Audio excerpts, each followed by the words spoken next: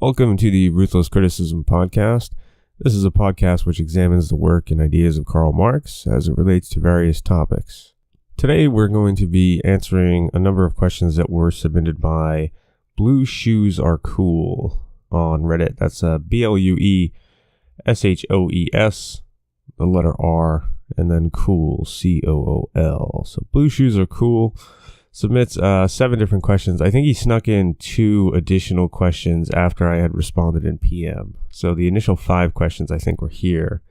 And then he prompted me in a private message to answer the questions because I think he had somewhat rightfully thought I skipped over them. It's not so much that I skipped over them as much as I had sort of closed out that particular thread with respect to gathering questions, but I'm somewhat interested in some of the questions that he asked here, and I'm thinking that just covering them all in one go won't be too difficult. I'm not going to go into great detail on any particular one, but I'm just going to give some thoughts and ideas, and I do want to make it clear. So at the beginning of this podcast, you will note that I basically give a short introduction, very short introduction, and note that this podcast examines the work and ideas of Karl Marx that relates to various topics. And although that's true, I do not want to try to give the impression that every single idea that I present on this podcast is the work or found within the work or is the ideas of Karl Marx. That's wholly inaccurate. Generally speaking, as I did with the previous podcast, for example, if there is a position that I'm taking with respect to my interpretation of Karl Marx and what I think Karl Marx's ideas or work is saying on a particular subject, I'll try to make that clear by distinguishing either that concept as a Marxian concept or not as a Marxian concept. So when I talk about personal versus private property, I'll say something like personal property is not a Marxian concept. And what that simply means is that personal property as a concept in my mind and in my interpretation of Marx is nowhere to be found, and quite the opposite. I think a good case can be made that Marx argued against such a concept. So hopefully that distinction's clear. That being said, I will try to draw on, obviously the knowledge and history that I have with respect to Marxism on a number of questions. Some questions, though, I just don't think it's effective to do so or meaningful to do so. And, I would love for different ideas on how people would like to put or how people might suggest analyzing this from a Marxist perspective. But generally speaking, there may be some questions that just don't even really touch on questions of class conflict or the sort of larger social questions that Marx was getting at. And this podcast will have one of those questions with just respect to moralism. Okay, so let's get into it. I'm going to skip over the first 2 questions, I think, which do more directly relate to Marxism as a sort of theoretical framework or just a wholesale theory of social systems, etc. And I'm going to skip over those just because I'm going to answer those towards the end because I do think they'll take more time, or at least I want to put a little bit more time into them. So we're going to begin with question 3. And that question is, what's your opinion on George Orwell's beliefs? He describes himself as a democratic socialist fought alongside some Trotskyists in Spain, but was never taken by Marxist ideas. It was said of Orwell by Isaac Duscher, I'm not sure that's how you pronounce that last name, that like most British socialists, Orwell had never been a Marxist. The dialectical materialist philosophy had always been too abstruse for him. Do you have sympathies for the anti-Marxist left? So I think there needs to be a distinction made between an anti-Marxist left and sort of an a-Marxist left. Getting beyond the whole sort of left-right dichotomy for a second, just because I know there's arguments to be made there that Marxism is post-left or communism as a whole is post-left. I just want to, just assuming the sort of normal usage of left that we find in our culture, I think it's a big difference between an anti-Marxist left and an a-Marxist left. That is to say that you could be a Marxist, meaning that you're completely agnostic on the question, or that you simply don't address concerns or, claim to have any knowledge, or maybe claim that that knowledge is useful with respect to how Marxist ideas relate to your daily struggles or things like that. And I think that's a completely valid position to take. I think that's the position that the vast majority of the working class takes, because it's not as if every worker that rises up to organize in some way against whatever oppression that they're feeling in their workplace, or even across the boundaries of their workplace, and unites with other people within the working class to take particular political action. It's not as if they have necessarily a Marxist background or an understanding in the theoretical work of Karl Marx. That said, my knowledge of Orwell's particular relationship with Marxism or Marx's ideas is essentially expressed in totality by a reading of Homage to Catalonia, probably at this point, maybe close to 15 years ago. From what I recall in reading the work, I do think it's probably fair to say that there was at least there's certainly an anti-Soviet position that's taken by Orwell in the work. And I think that is primarily, however, a concern with respect to the particular military conditions on the ground. So if I recall correctly, there are circumstances which he describes in which essentially the Soviet power essentially backstabs the sort of on-the-ground movements, particularly within the anarchist forces on the ground, as well as within the POUM, Party of Marxist Unification. And I think that is definitely to be interpreted to some extent as anti-Soviet. And I also think that's probably a pretty clear expression, or pretty clearly expressed in some of his other work as well. That being said, I don't think there's particularly a problem with being anti-Soviet, particularly under the Stalin era, if Soviet is simply to mean whatever the state of the USSR does. So as someone who would generally position themselves within the communist left and accepting of the communist left critique of the Soviet Union, then, I would certainly be against what the state had become by that time, if not quite a bit earlier. And I think that's a totally fair position to take, and I think that can also be a Marxist position to take. Now, that said, I don't think Orwell was particularly inclined towards getting into these theoretical sort of back and forths on questions as it relates to Marxism, and I think he was much more of what I would call a practical communist, or a practical socialist for that matter.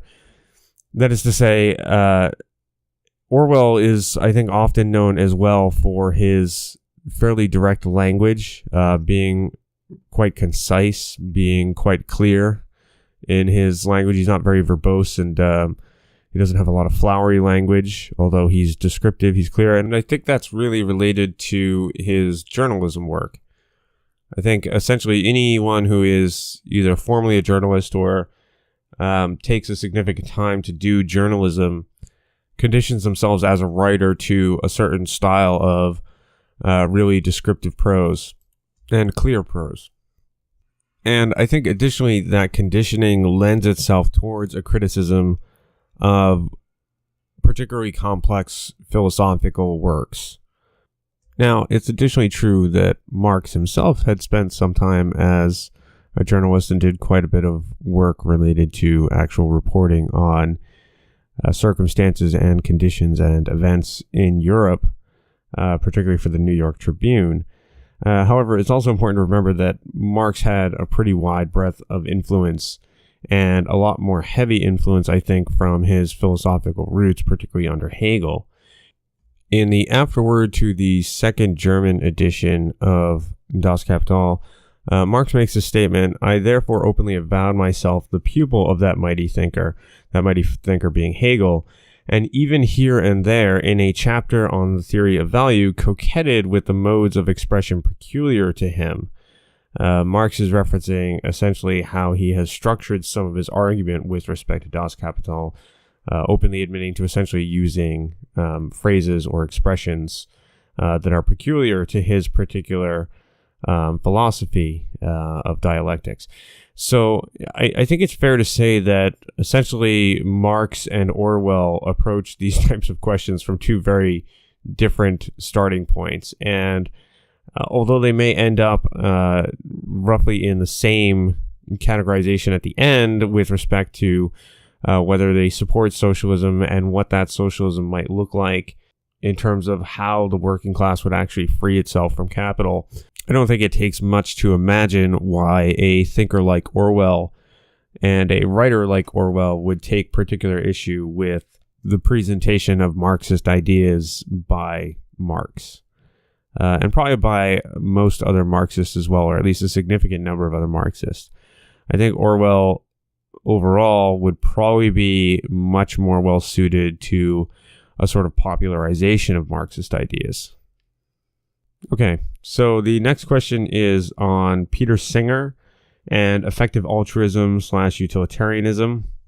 I don't want to get into a huge moral discussion. The short and sweet of it is that my moral position is pretty closely aligned with Sam Harris's sort of development in the moral landscape. Some do consider that a form of utilitarianism. I know Sam Harris rejects that word for particular reasons, or at least rejects some of the baggage of utilitarianism. I would argue something similar with respect to that. I guess interesting little side point, Peter Singer actually wrote, at least I believe it's the same Peter Singer, wrote a very short introduction to Marx, which was a very super small, thin introduction to Marx's ideas that I picked up probably when I first began trying to learn Marx's ideas and understand Marx. And I don't recall if it helped any great amount, but maybe it's something I'll go back and look at. It's such a small work, just a super quick introduction, that it would be perhaps interesting to review now that I've developed quite a bit and read more Marx directly, to go back and look at that and see if I agree or disagree with the way that he presents it or his interpretation. That said, on the question of effective altruism, my understanding of Peter Singer is essentially he's a bioethicist, and I wasn't precisely sure what was meant by effective altruism, as that sounds like a phrase that is sort of come up with for a marketing campaign and perhaps is maybe developed or thought up almost purely as a branding mechanism for Peter Singer and or perhaps some of his colleagues. Similar to how you might look at some climate change activists or environmentalists who sort of come up with these phrases, and then the next thing you know, this is sort of the calling card or the branding for, say, 365.org. So just for the listeners' pleasure and so that everyone's on the same page, I'm going to read a brief description from effectivealtruism.org. Effective altruism is about answering one simple question: how can we use our resources to help others the most? Rather than doing just what feels right, we use evidence and careful analysis to find the very best causes to work on. But it's no use answering the question unless you act on it. ... So then it gets into your little pitch about how you can generously give your time and money. And I think with that introduction, it's probably pretty clear that I'm quite skeptical. That is, one, I'm skeptical of the fact that, or the potential fact that effective altruism is in any way meaningful beyond a simple marketing campaign to get your money into this nonprofit. Second, even if that is the case, there's already a completely effective means of solving world poverty and a lot of the problems which affect the vast majority of the human race. And that is, of course, by abolishing the system of exploitation and appropriation that is capitalism. But that doesn't necessarily fit with the narrative of getting rich people to donate significant sums of money into your nonprofit. And it probably doesn't help with grant writing either. Now, on the more direct question of whether or not this is reasonable as a sort of moral science, as I said, I'm very much in the same boat as Sam Harris, so I do believe there are objectively correct moral duties, or rather that there are objective moral duties, objective moral values, as William Lane Craig likes to phrase them. And I think it's possible to have a science of morality that guides us and directs us. The problem that I have with this particular positioning is, one, I don't know that we have the proper means for that science currently. And to the extent that we do, I think we still rely heavily on questions of really human survey responses to understand what the impact on people's lives is and what the extent is that these things are helping. So I think it's probably okay and probably should be encouraged that so long as we are implying that charity is going to be necessary and that we should be partaking in charity as a means to solve these problems as opposed to abolishing the system that creates and props them up, I think it's definitely all right that we're using evidence and careful analysis, quote unquote. The question is, what evidence are we using, and what does that analysis look like, and how is that influenced by particular ideological positions that are sort of drilled within or drilled into us by the current context and the current system? You know, Marx famously said that the ruling ideas are the ideas of the ruling class, and I don't think that's something that we should take lightly. I think that's something where we have to analyze very particularly not simply the evidence with quote-unquote careful analysis, but really the selection of both as well. Are we trying to help in a lens that is only compatible with this current society? And if we are trying to help in that lens, then we're not willing to create any sort of condition that would break away from this society, then maybe we're not helping as much as we could. Question number 5 is, do you agree with Steven Pinker that the world is generally getting better, albeit maybe slowly, even under capitalism, i.e. less violence, less disease, no more smallpox, etc.? Yeah, I think there's two things here. I mean, so this is the problem that I have generally with this sort of phrasing is, and it's very similar to how the issues that we have with value when trying to explain Marxian concepts of value to people who are really embedded in bourgeois ideology. The issue is better in an abstract way doesn't make a lot of sense. Now, you can perhaps say better in all metrics, but we really have to define what those metrics are. So you've laid out a few here with respect to violence, less disease, no more smallpox. But even those have all these sort of built-in assumptions and built-in ways of analyzing them. So, for example, less violence. I don't know if that includes, for example, police violence or the extent of police violence. I don't know if it includes the amount of time that people are spending in solitary confinement or the conditions that they face inside prison jail systems. There's a lot of questions that, to me, enter into these sorts of analyses of, you know, whether or not something is better, even on a particular metric. I mean, violence is often only treated as a category that can be analyzed among the working class, right? So it's always, what is criminal violence? And that is perhaps even inclusive of things like property damage, right? But certainly it's inclusive of perhaps certain forms of assault or armed robbery, right? That obviously have serious class implications.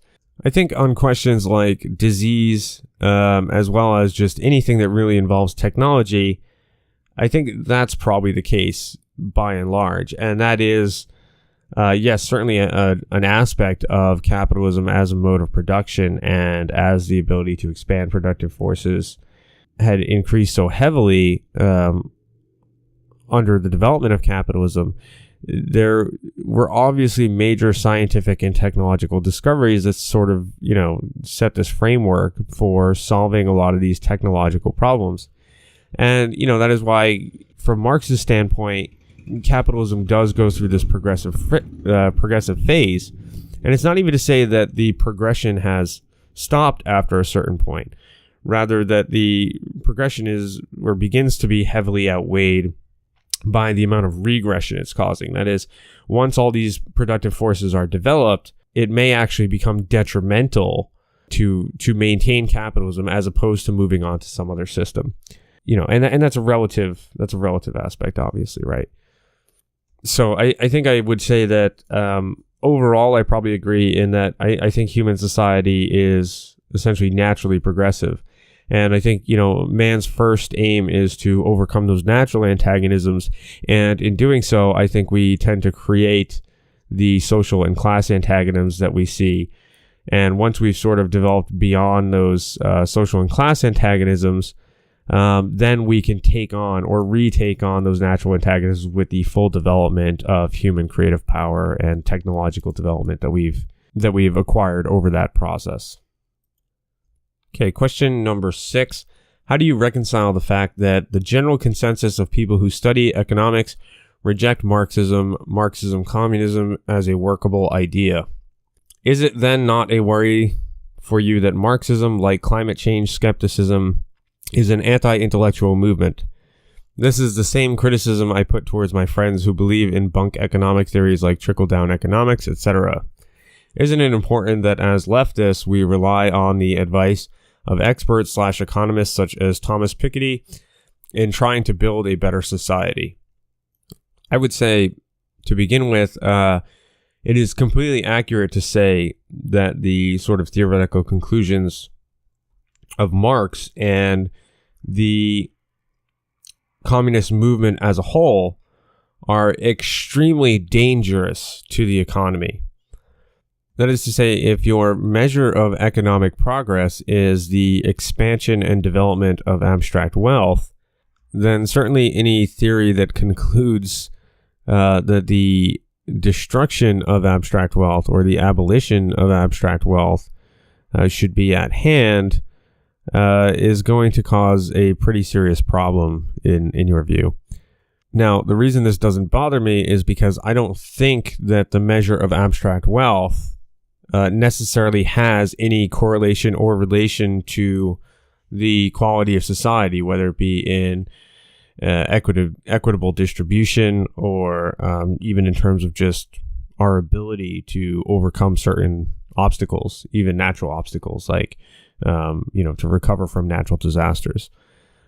In my mind, the production of abstract wealth, if anything, is or requires a huge amount of dedicated resources that go purely into this endeavor that otherwise don't serve any particular purpose, or at least any noticeable purpose. That is, if you look at marketing, for example, right? So the creation of the market and the development of the market as a dominant mode of production and distribution creates an entire profession among people whose sole purpose in life is to essentially convince people that they need things that they don't probably need.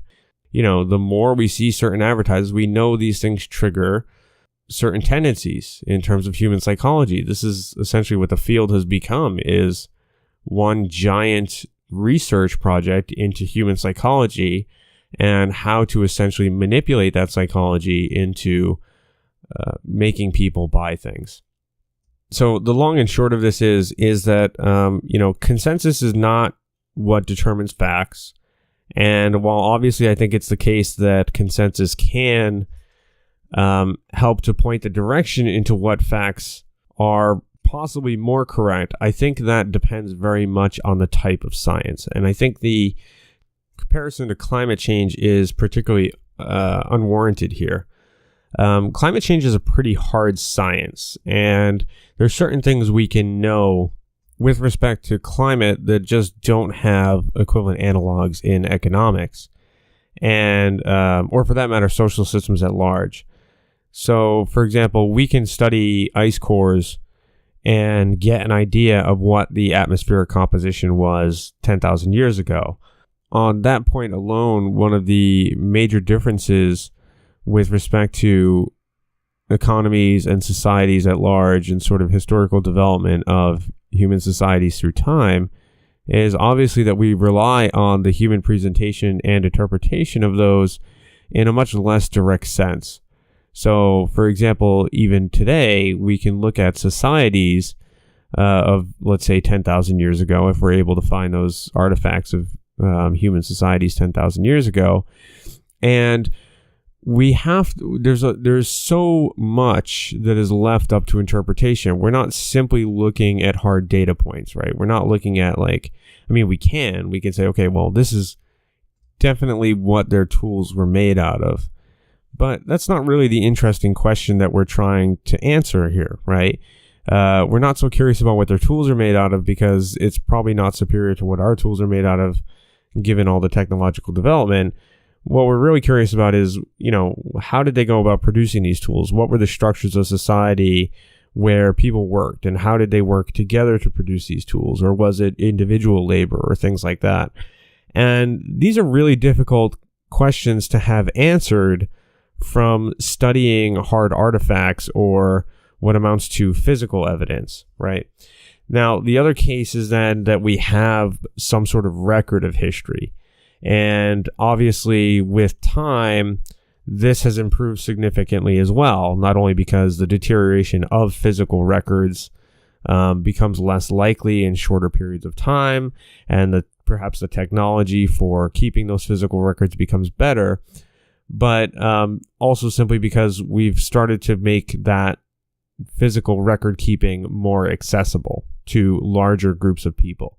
And by having larger and larger groups of people keeping records, we can get different perspectives and different ideas with respect to how society operated. So it's very different if all you had historically were journals from rich families, because rich families were the only ones that could afford paper and ink. Those journals, or maybe they're the only ones that had literacy, right? Those journals would obviously reflect a structure of society that has their particular class narrative sort of falling behind it.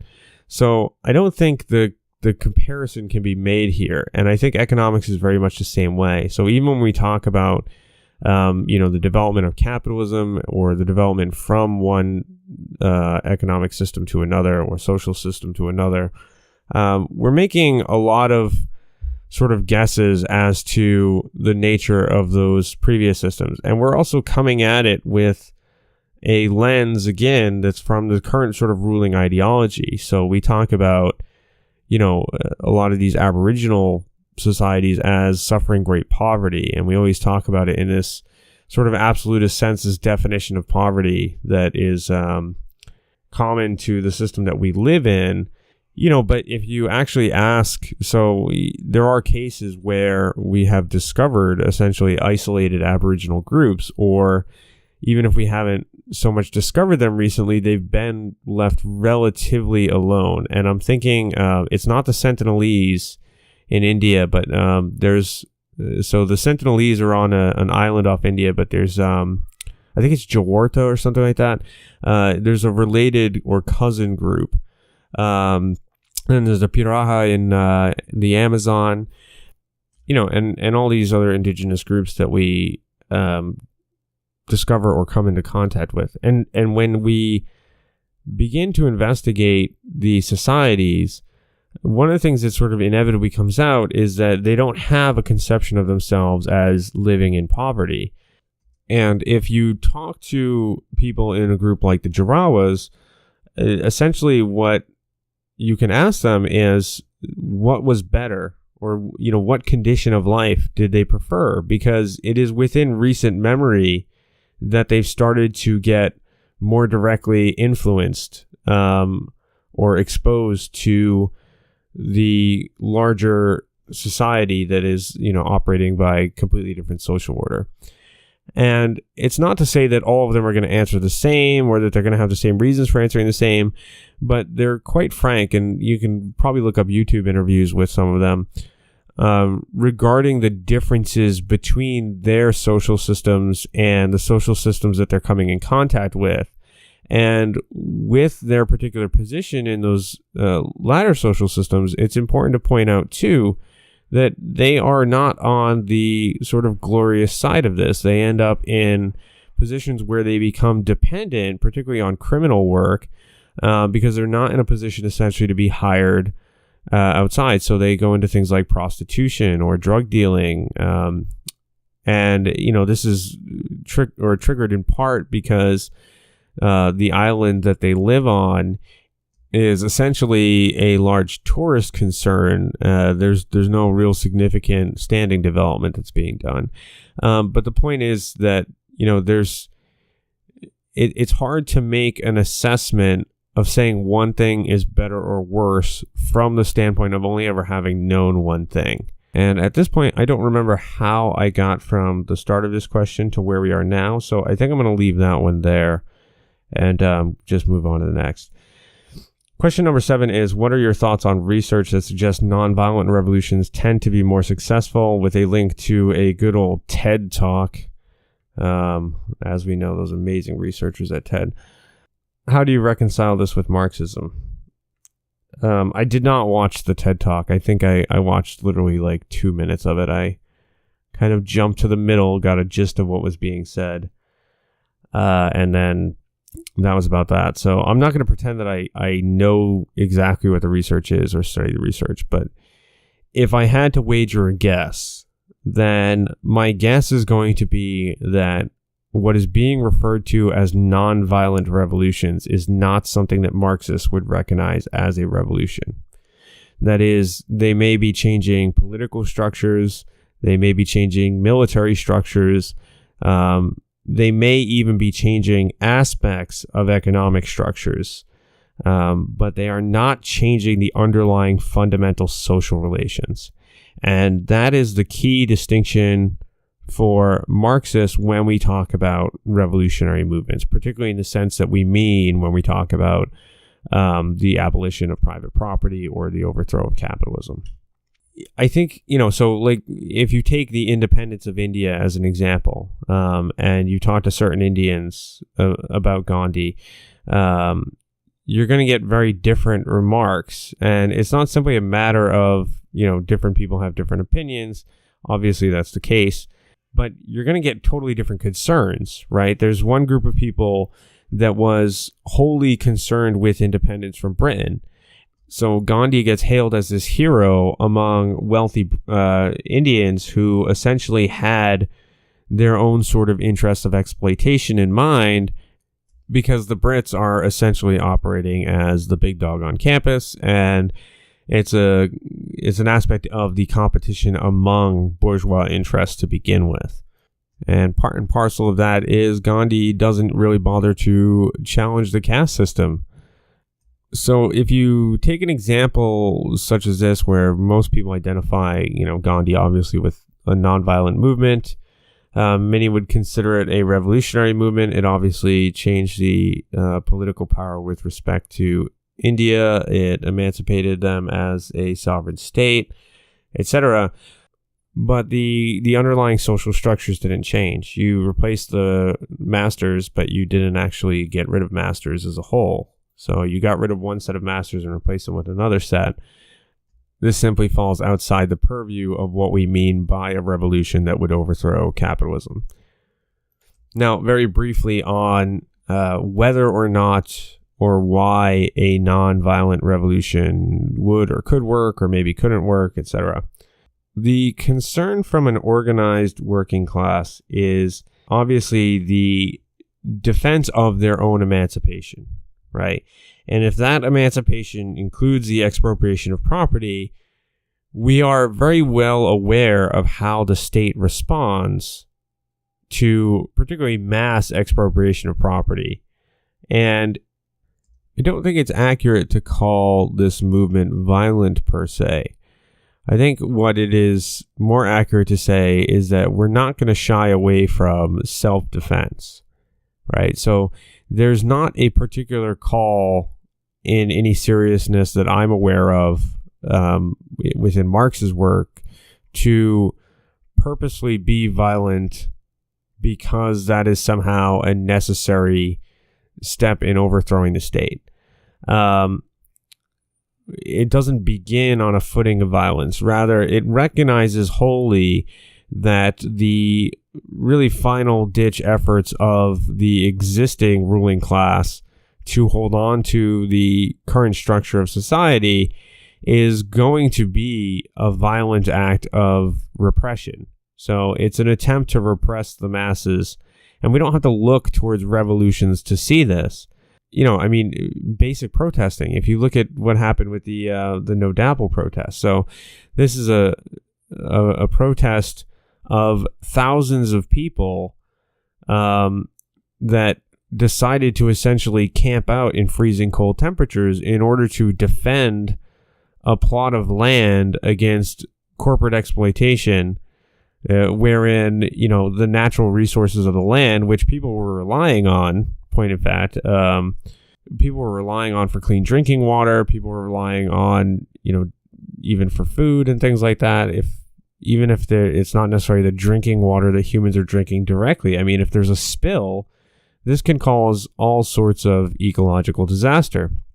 So this is a response to a threat, and being a response to a threat. And we're not talking about a threat to make life marginally more difficult in some way. We're talking about a potential threat to their health and a potential threat to their lives, given the circumstances of what it would mean for a spill to take place. And the response is then to hire a private security firm that operates as essential paramilitary, working with various sheriff's departments from across North Dakota, which then use violent tactics directly against those protesters, including, now I'm not saying they're lethal tactics, but if you're shooting rubber bullets at people, this is a violent tactic. No working class person would get away with spinning a line on the media to say that I'm not being violent after they just shot a rubber bullet at someone's face or threw off a percussion grenade which blasted someone's arm off. So again, it's important to look at how we filter the acceptability of violence based on class. Like you talked about whether or not society, or you asked about whether or not society was getting better in terms of less violence, right? So is the violence of the state being accounted for in these types of widespread, maybe not as grand distributions of violence, but potentially increasingly widespread as the conflicts around these various resources begin to develop further and further as capitalism begins to deteriorate more and more. Now, the question for a revolutionary movement is then, what is the response to that, right? So the violence is not necessarily initiated by the organized labor or the organized, in this case, political force or environmental force. It's what is the response to state repression? And do we essentially simply take it? I think that is a completely viable tactic for revolutionary movements that don't intend to change the overall social structure. And the reason for that is because I think those types of movements are essentially mass movements within the confines of the existing system. So that is to say, we know that the existing system, for all its protests against the rights and interests of people within oppressed communities, whether that be workers or racial minorities or whatever else, that system will afford some level of reform in the face of mass movements. We know this clear as day from history with things like the civil rights movement, or for that matter, Gandhi's movement for national sovereignty in India. But the concession to those movements is in itself a defense mechanism for the system. So those concessions only work if, by conceding, the system isn't overturned, right? So this is the point that we sort of hit. And the question is, can a nonviolent, I don't even want to use the term revolution, can a nonviolent movement be more effective in this regard? And the answer is clearly yes. It is completely possible that a nonviolent movement is going to make greater gains within these internal systemic reforms, primarily because the nonviolent movement is more difficult for the state to sort of paint as this aberration. It's more difficult for it to isolate socially. It's more difficult for it to try and paint as a criminal enterprise. There's all these conditions in which the nonviolent movement is much more broadly accepted by the populace. And because we're talking about the types of reforms that benefit from mass movements, the acceptance by the populace is extremely important. In contrast, in a truly revolutionary movement or moment in history, the mass of the populace has already rejected the basic premises of the system. So certain things no longer work to dissuade masses from supporting revolutionary causes. For example, if they are already rejecting the property conception, it's not possible to point to a bunch of people that are smashing windows and say that these people are the enemy and that they're trying to destroy our society, etc. I think this is why you see oftentimes the emphasis on this concept of, changing consciousness and class consciousness, and I don't want to go off on a tangent on that, but I think that's where this emphasis tends to lie, and why so many people get enveloped by this idea of having to develop class consciousness in order to create revolutionary movements. We are rapidly approaching 1 hour, so this has taken quite a bit of time already. It's just about 45 minutes in, and that said, I'm going to spend the last 15 minutes on the first question. I'm not going to tackle the second question other than literally like a one-word answer. So just to cover, the second question is, do you consider dialectical materialism to be a pseudoscience? The answer is yes. As far as what dialectical materialism generally means, the answer is yes. I made a post before where I said that to me, dialectical materialism to me sounded very new age and unscientific, especially Engels' laws, his book Dialectics of Nature, and its possible inspiration for Lysenkoism. My only major gripe with this is, so I agree dialectical materialism is a pseudoscience. I disagree that Engels was accepting dialectical materialism as is often thought of in that concept, and that's a much longer answer, so I'm not going to cover that right now. Okay, we have one final question. One, why sees means of, that's in quotes, so why sees the quote-unquote means of production? Why not seize the quote-unquote produce? Why do Marxists place the emphasis on public ownership of the means of production? A workplace could be democratically controlled and the workers could still be poorer than their counterparts in different workplace. Isn't it more important to make sure everyone has their needs met? And to that end, should the emphasis not be placed upon redistributing wealth first and foremost? For example, if the workers in sweatshops in Bangladesh achieved democratic control, they'd still be working in a sweatshop and earning squat. This question is extremely riddled with a lot of assumptions. And I don't necessarily mean that to try and dismiss the question before answering it, but I think the choices of phrasing are very poor. So let me cover briefly my problems with the phrasing and the way that the question is framed overall. So with respect to the second sentence, why do Marxists place the emphasis on the public ownership of means of production? I would say that we don't. So in quick reference to my podcast yesterday, I had read a quote from Marx where he refers to the abolition of private property as the theory of the communists. That is to say that the condition of the means of production being held in common by an association of free producers is precisely that. It's a condition for what the emphasis is placed on, which is the free association of producers.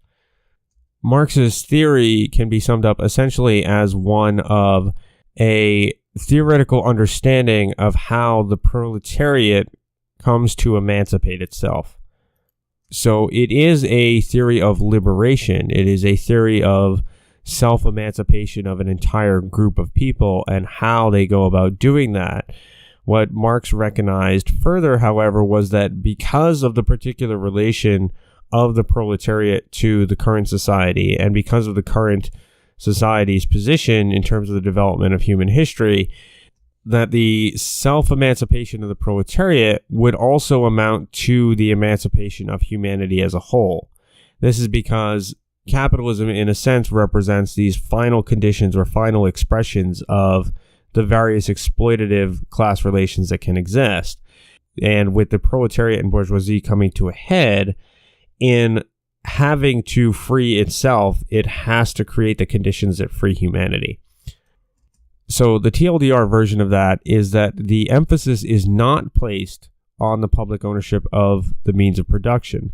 Rather, the means of production being held in common is the condition for that thing which the emphasis is placed on, which is the emancipation of the proletariat. Now, the second problem that I have with the phrasing of this is it then goes on to talk about a workplace being democratically controlled and the workers still being poorer than their counterparts in a different workplace. And this is totally true, but what you're talking about is a situation where you haven't changed the underlying social relations. Again, you're talking about a system of capitalism here. You're talking about what amounts to a workers' cooperative, right?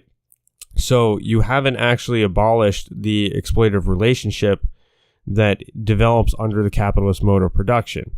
So a worker being democratically controlled is not changing in any way, shape, or form that underlying exploitative characteristic. Capital is still being produced, value is still being produced, and even though workers are democratically controlling the organization, they're in a position where they essentially have to self-exploit in order to remain competitive in the market.